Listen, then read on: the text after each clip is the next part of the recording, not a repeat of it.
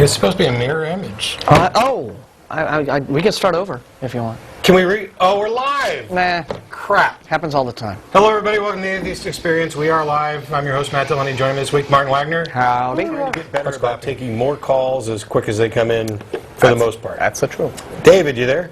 Yeah, I'm here. How you doing? Good. How are you?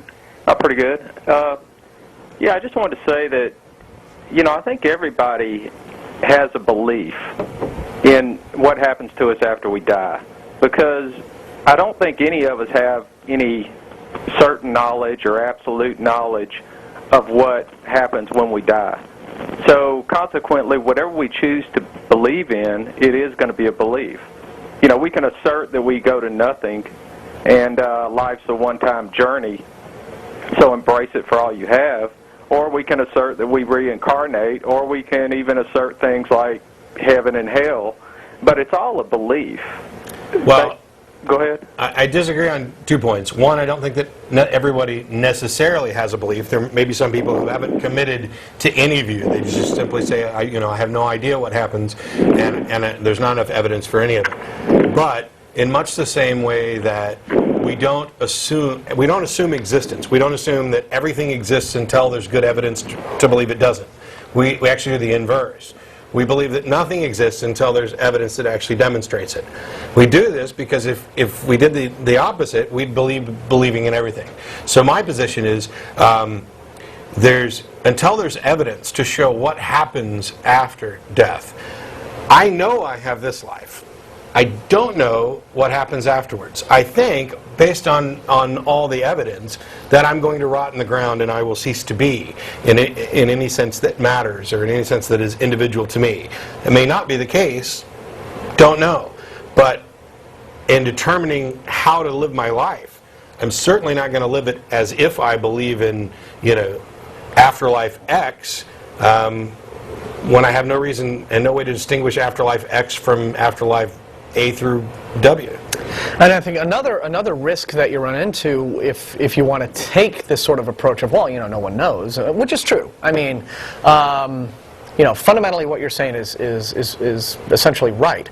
But this can lead you down the primrose path, if you're not careful, to what's called postmodernism, where people sort of take this idea that, either all beliefs are equally valid, or another one is the one that kind of leads you in the direction of Pascal's wager too, which is to say, since no one knows, die and just rot in the ground, or you can die and go to paradise. Why not just embrace the belief that or that makes you feel better, or that is the more attractive one? Which would you rather? And I think that starts getting you into dangerous waters. Where you are just not really having rational bases for what you choose to believe. Now, whenever people ask me about an afterlife, I always like to say, hey, I think it's a great idea. I'm all for it. That there's something like that is waiting for me, but I don't know. And as Matt has said, I don't think it's intellectually honest to do this I'm going to hedge my bets approach to deciding what you want to believe, and I also don't think it's emotionally healthy. And I think as a practical person and as a rational person, I can say, here's the thing, I'm just going to make the best of this life because at least I know I have this one. And without anyone actually having the benefit of having come back from the dead to tell us, it's all great and I got pictures, then you don't want to fall into the easy, comfortable trap of just, this sounds good. This reinforces is some sort of emotional comfort, or it helps me, stick a Band-Aid on an insecurity that I have. So I'll believe it for that reason. But quickly, to touch on one thing that Martin said, and then I'll let you respond, I promise. Kind of to touch on the postmodernist thing, the thing that you almost seem to be implying, and I don't want to put words in your mouth, was that when you said that, we all have some belief. Well, that doesn't mean that they're all equally supported by evidence. If there's two possibilities, one is something that is me continues after I'm dead, and the other possibility, of course, is that it doesn't. That doesn't mean that the truth lies somewhere in between. There should be some way, hopefully, to figure out which is more likely. And while evidence or absence of evidence isn't evidence of absence, is the common phrase, it actually is in the cases where we would expect to find evidence. I mean, if you tell me that you've got a cat in your trunk, and I open the trunk and I search it, and I don't find a cat, all of a sudden it's less likely that there's a cat in there. And if I dig around a little bit more and pull up the carpet and look in where the spare tire is, and I still don't find a cat, all of a sudden it's less likely there's a cat in there.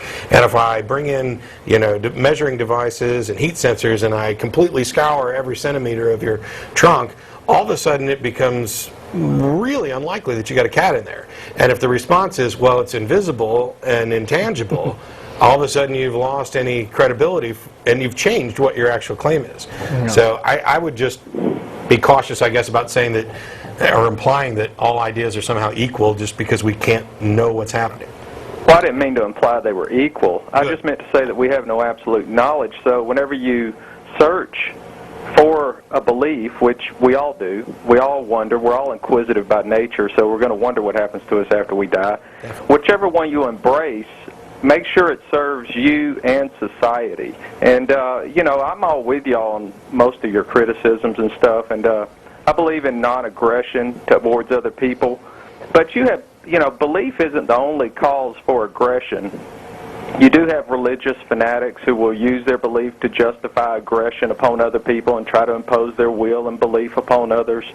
But you also have people that don't embrace any type of afterlife belief, essentially believe in nothing or atheism or something, and they'll cling to politics, and they'll have a fanatical political belief that asserts that they can impose their will upon other people in the name of their political belief, whether it's socialism or communism. And then when you get the religious fanatics mixed with the political fanatics, then you really have a big can of worms. Well, the other thing is, I'm not quite sure where we're disagreeing. I mean, we may not be, because we just talked about the guy who went in and killed people in a Unitarian church, and it was because of his political beliefs, along with a couple other things. It's not believing that liberals are evil is not a necessary and sufficient cause to go in and kill them, but it was the motivating factor. That was his motive for going in and killing him.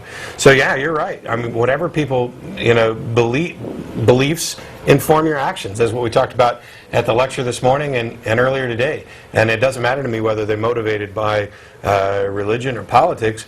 If you've got a belief that is harmful to yourself or somebody else, and it's not true, that's something you need to fix. And if you're not going to fix it, if it poses harm to others, somebody needs to step in and fix it. And that includes locking people up. I mean, we've locked people up because they're crazy and represent a danger to themselves and others. Yeah, and I guess as long as the judicial system is based on a jury system and it's a reflection of the community, then I agree with all that, as long as it's not some heavy-handed police force or, somebody else's ideas that they're wanting to impose. But I agree, actually. I agree with a lot of what y'all say.